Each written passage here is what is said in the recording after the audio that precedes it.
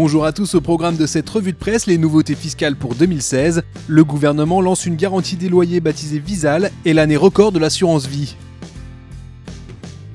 Pas de révolution fiscale pour cette année, selon leséchos.fr. La loi de finances pour 2016 crée toutefois des nouveautés pour le contribuable.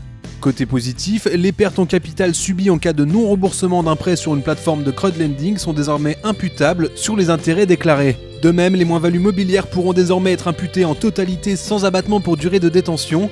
Côté négatif, leséchos.fr regrette que la réforme de l'ISF PME complique les investissements dans sa propre société pour réduire son ISF. Lerevenu.com, lui, s'attache à la révolution Internet. Dès 2016, les contribuables dont le revenu fiscal de référence est supérieur à 40 000 € devront réaliser leur déclaration en ligne. Le seuil sera abaissé progressivement pour que la télédéclaration devienne obligatoire pour tous en 2019.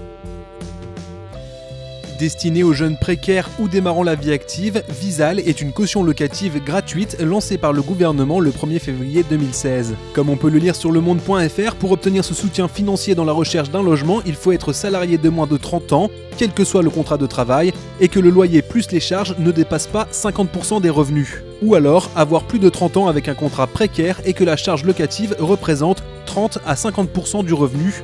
Le dispositif permet de prendre en charge les loyers impayés quelle que soit la raison durant les 3 premières années du bail.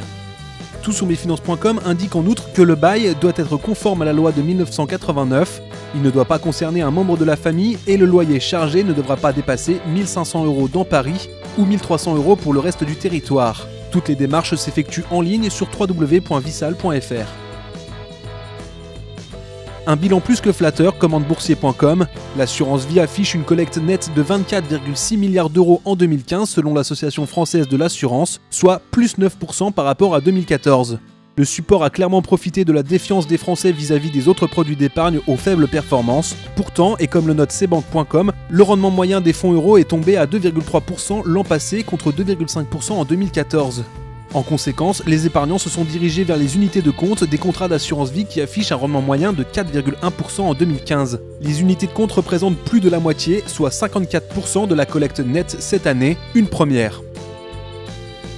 C'est tout pour aujourd'hui, à bientôt pour une nouvelle revue de presse des finances.